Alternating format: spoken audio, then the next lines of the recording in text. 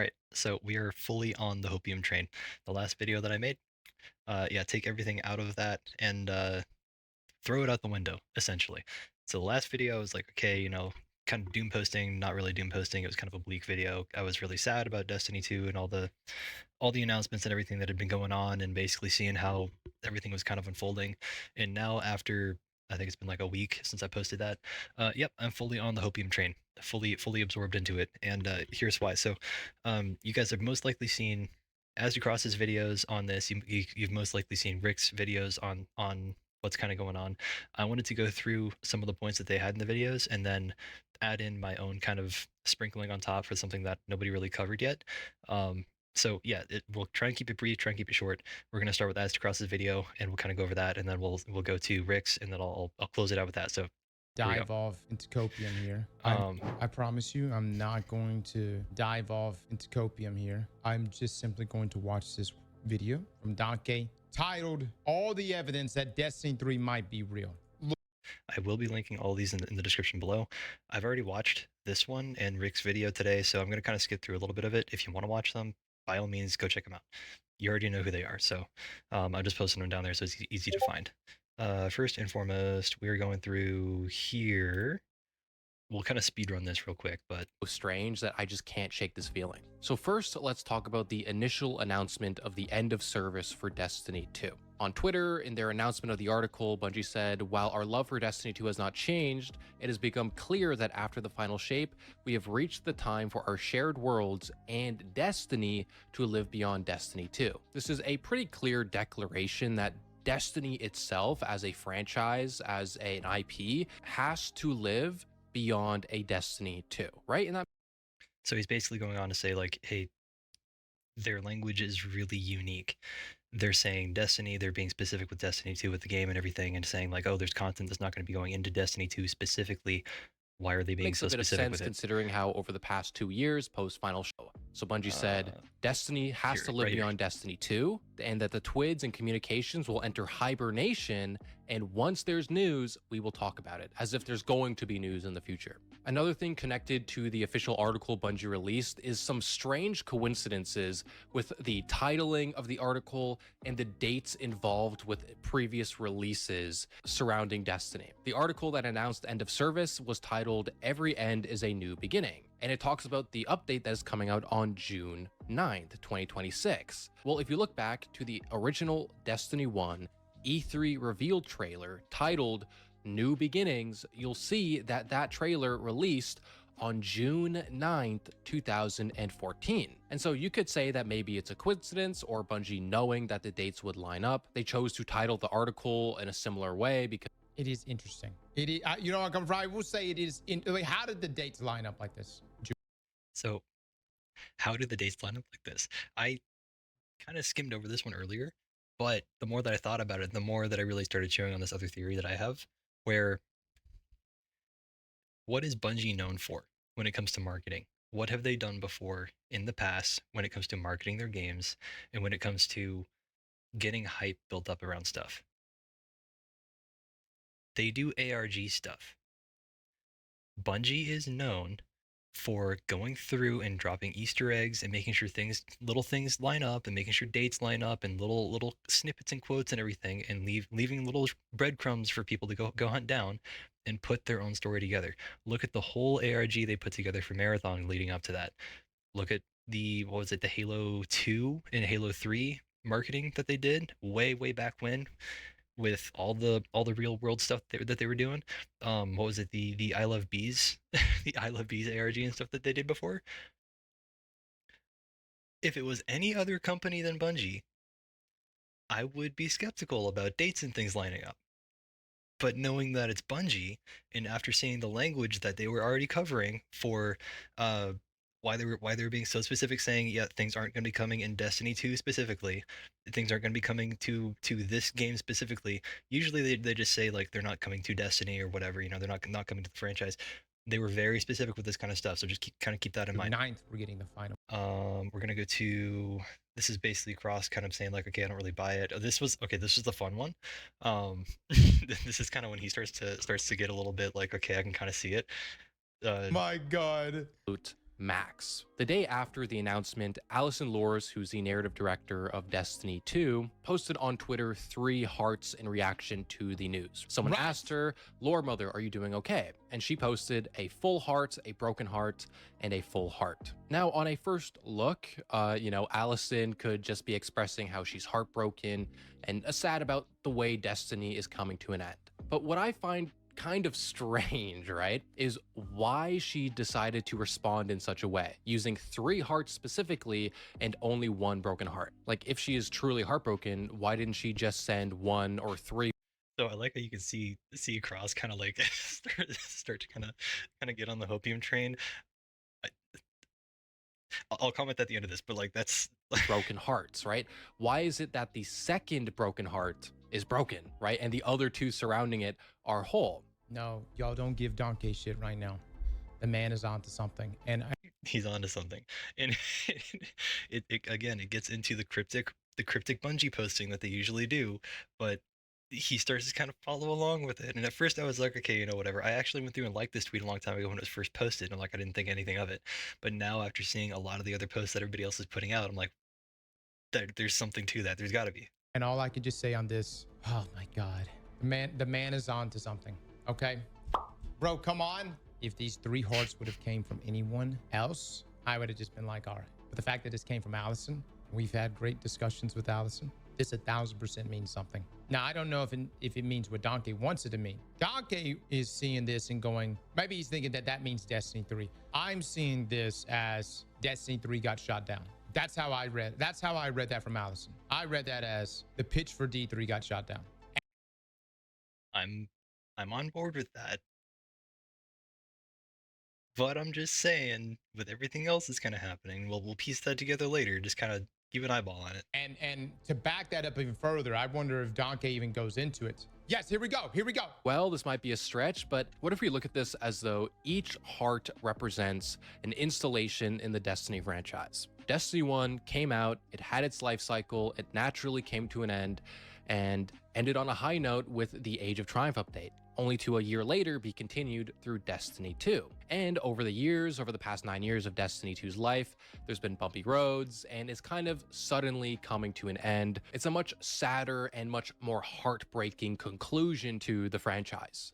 While the third heart, if we're going full conspiracy brain, maybe it represents a new installation in the Destiny franchise. And Allison is giving us a little bit of a hint here, because obviously I'm not Allison, but I just don't really understand why she chose to use 3 hearts while the second heart was broken and the other ones aren't. Like, I feel like there's a different way to express your heartbrokenness than that doesn't induce some level of conspiracy brain. Another thing that happened, I believe this was the day of announcement. DMG's thing is a little bit more of like a fluke-ish, but again, it's another thing that like it's just another piece of the puzzle. So I think this is like the last one I wanted to go over.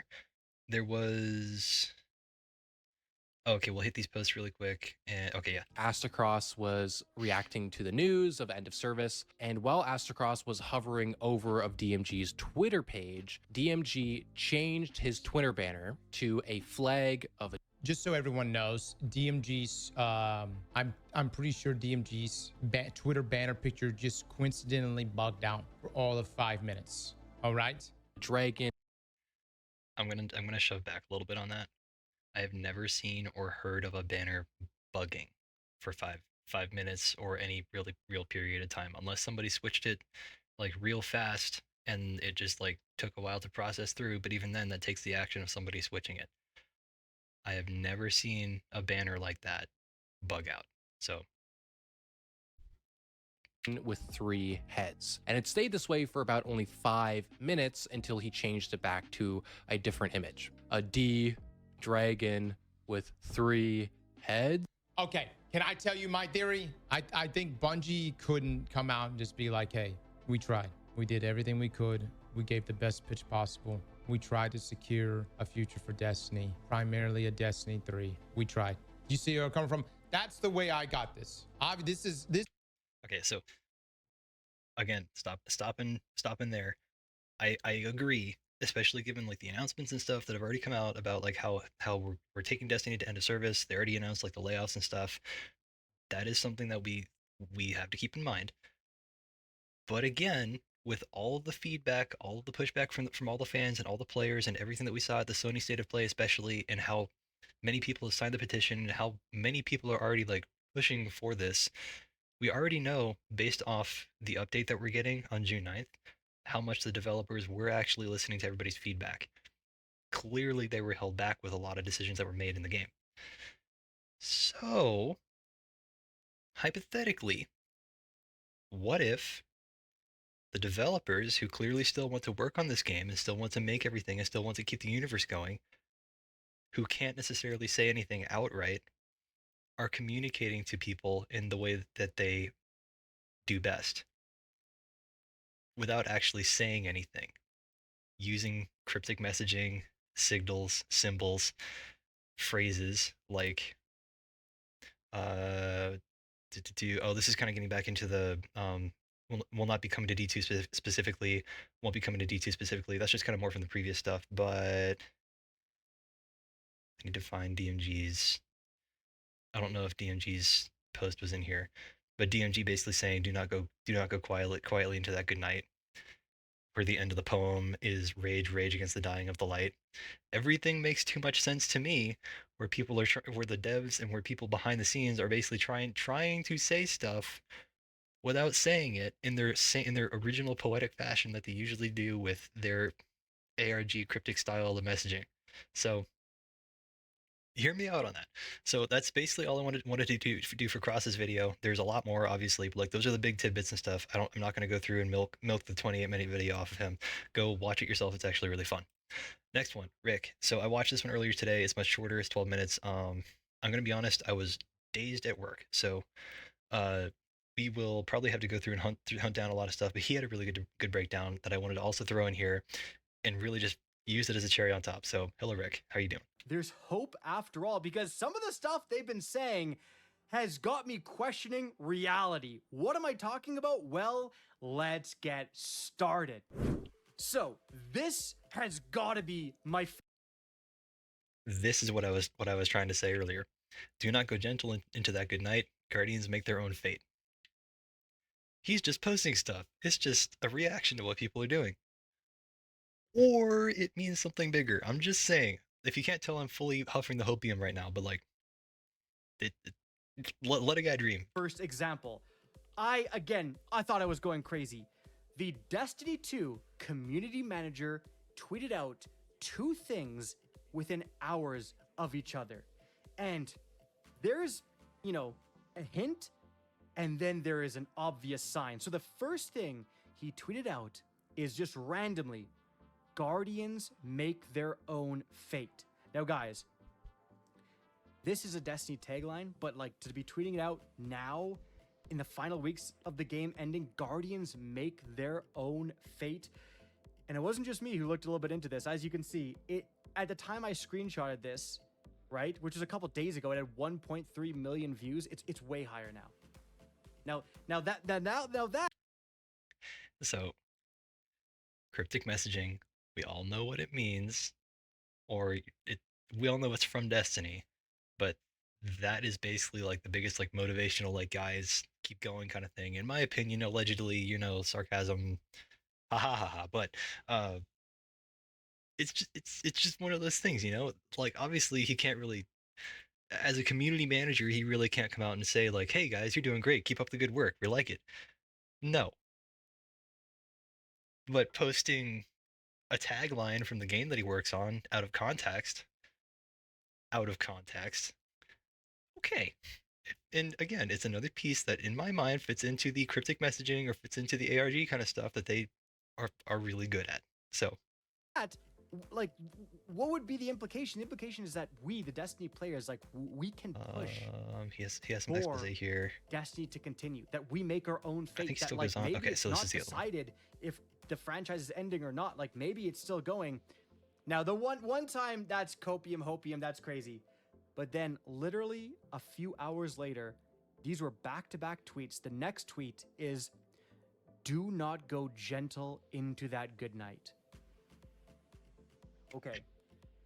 So you're just telling me that Destiny 2 community manager tweets out at a time when when all the speculation is that they're trying to get Destiny 3 or some other Destiny game greenlit. This is the speculation. This is also the inside sources that they keep pitching games to Sony. Sony is hesitant to greenlight something, and the Destiny 2 community manager is tweeting out, Guardians make their own fate, saying that we can, as Guardians, as fans of Destiny, like we can determine, we can actually do things that will help Destiny to continue. And then you tweet out, do not go gentle into that good night.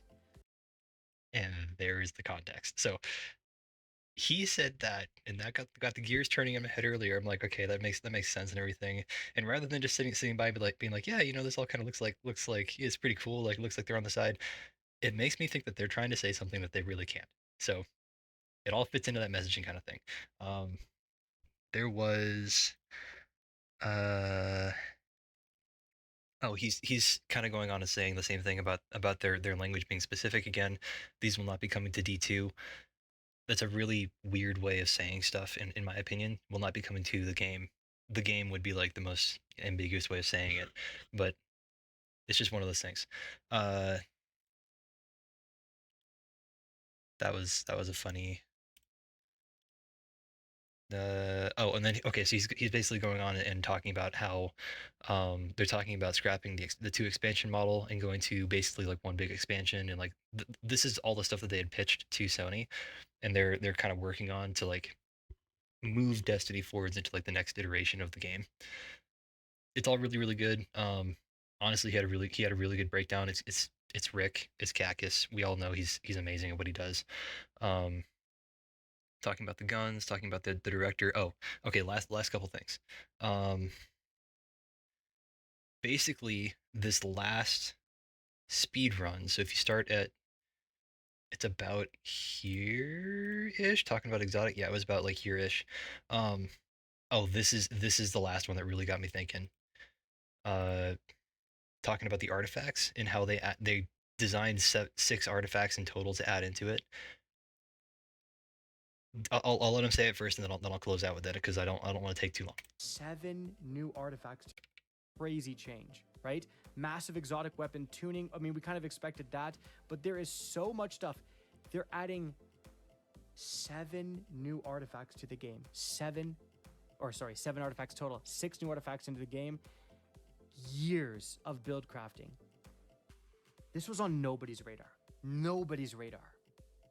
And this, I think, actually contradicts the inside sources. We have articles coming out, Paul Tassi, Jason Schreier, they're saying that Bungie had no idea, or like most of Bungie had no idea they were pulling the plug for Destiny. Maybe that's the case.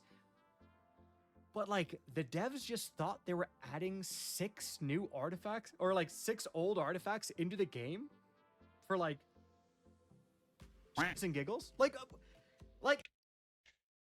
that is, to me, the nail in the coffin. Words say one thing, actions say another. There's no way that the devs didn't know that something big was coming. There's no way they don't know something big is coming, right?